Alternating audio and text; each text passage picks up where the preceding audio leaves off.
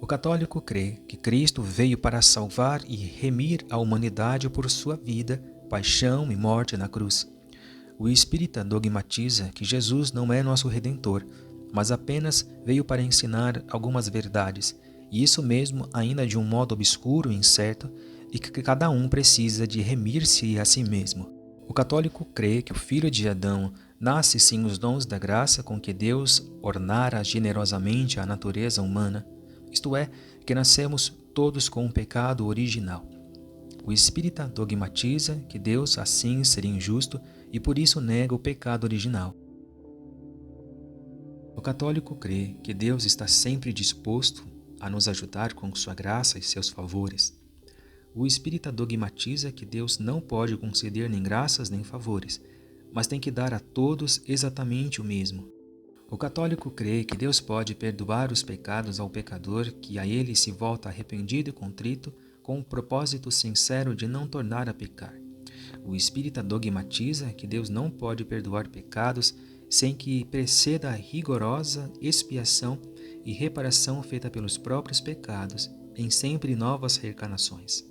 O católico crê que a vida de penitência e de oração e contemplação aperfeiçoa o homem. O espírita dogmatiza que a penitência voluntária e a contemplação nada valem perante Deus. O católico crê que, em atenção aos superabundantes merecimentos de Cristo e mediante os sacramentos por ele determinados e instituídos, o homem pode ser elevado à ordem da vida sobrenatural, que nos torna filhos adotivos de Deus, templos vivos do Espírito Santo e herdeiros do céu. O espírita nega qualquer graça santificante e a vida sobrenatural. O católico crê que Jesus instituiu sacramentos como meio por ele determinados de santificação. O espírita nega toda a eficácia sobrenatural dos sacramentos. O católico crê que é pelo batismo que o homem deve iniciar sua santificação. O espírita nega que Jesus mandou se batizassem todos os homens para a remissão dos pecados e infusão da vida sobrenatural. O católico crê que Jesus está verdadeiramente presente no pão eucarístico para ser o alimento da nossa vida sobrenatural. O espírita ridiculariza a Eucaristia como pura pantomima e palhaçada do catolicismo. O católico crê que a confissão é um meio determinado por Cristo para perdoar os pecados cometidos depois do batismo e de que sinceramente nos arrependemos. O espírita dogmatiza que cada um precisa reparar o mal por meio de novas encarnações, sem o que Deus não pode perdoar pecados. O católico crê que o matrimônio é um sacramento instituído por Cristo para estabelecer uma santa e indissolúvel união entre o homem e a mulher. O espírita proclama que o casamento é solúvel e que o divórcio é uma lei natural. O católico crê que o homem vive uma só vez sobre a terra e que desta única existência depende a vida eterna. O espírita dogmatiza que a gente nasce, vive, morre, renasce ainda e progride continuamente. O católico crê que depois da morte o homem deve comparecer perante a Deus e prestar contas de sua vida. O espírita dogmatiza que este juízo particular é pura fantasia e imaginação. O católico crê na existência de um estado e lugar chamado purgatório, onde se purificam as almas dos justos que morreram com pecados leves não arrependidos ou com castigos temporais não satisfeitos. O espírita decreta que este purgatório não existe, mas foi inventado pela Igreja para ganhar dinheiro. O católico crê na existência do céu, estado e lugar de felicidade sem fim, para onde vão todos aqueles que morreram plenamente justificados com Deus. O espírita ridiculariza e zomba deste céu como de um lugar de eterna fastidiosa e ociosidade. O católico crê que todo aquele que morrer impenitente e obstinado em pecado grave, deliberado e voluntariamente cometido será condenado ao inferno. O espírita dogmatiza que o inferno foi imaginado para assustar crianças. O católico crê que no fim do mundo todos hão de ressuscitar com seus próprios corpos. O espírita dogmatiza que não pode haver ressurreição dos mortos. O católico crê que no fim do mundo haverá um juízo final presidido por Cristo. O espírita dogmatiza que Jesus não virá para julgar todos os homens. O católico obedece a Deus que, sob penas severas, proibiu a evocação dos mortos.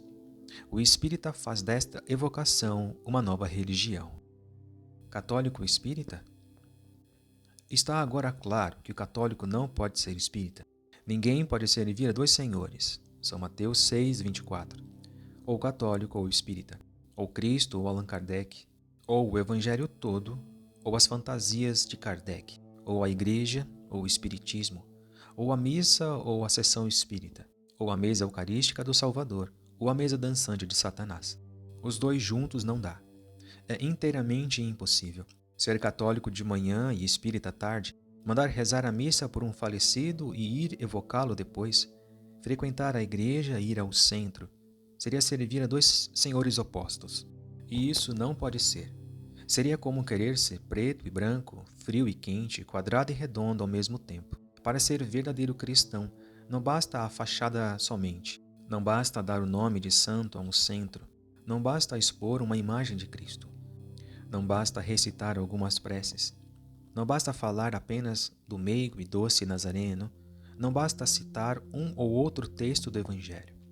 Tudo isso, quando for sincero, pode ser bom e louvável, mas não é o essencial, não é o cristianismo.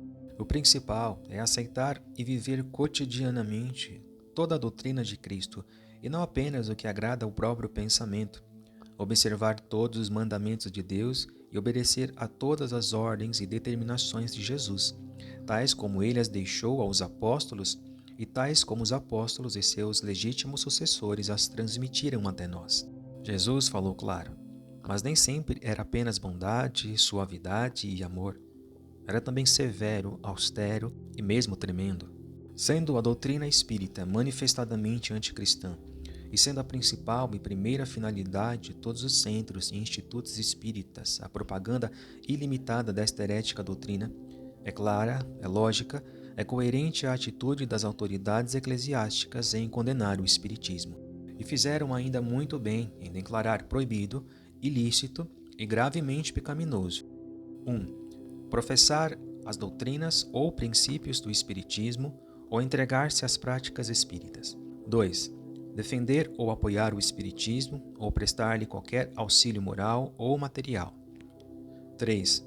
Assistir a sessões espíritas, ainda que seja por mera curiosidade ou com assistência meramente passiva. É pecado de conivência, de aplauso e cooperação indireta para com uma coisa essencialmente má. 4. Assistir a conferências ou discursos espíritas pela mesma razão e ainda porque é coisa injuriosa e perigosa à própria fé. 5. Escutar programas espíritas pela rádio. 6. Consultar, por si ou por outros, e de qualquer forma, médicos espíritas em dispensários espíritas ou pedir-lhes receitas ou remédios. 7. Procurar obter, por meio do espiritismo, notícias ou comunicações de almas de pessoas falecidas. 8. Adquirir, ler, conservar, emprestar ou propagar livros, folhetos ou revistas em favor do espiritismo, bem como revistas, jornais ou periódicos de qualquer espécie editados pelo espiritismo. 9. Admitir como padrinhos de batismo ou de crisma pessoas reconhecidamente espíritas. 10. Auxiliar moral ou pecuniariamente as instituições, os asilos, os hospitais, etc., mantidos pelo espiritismo.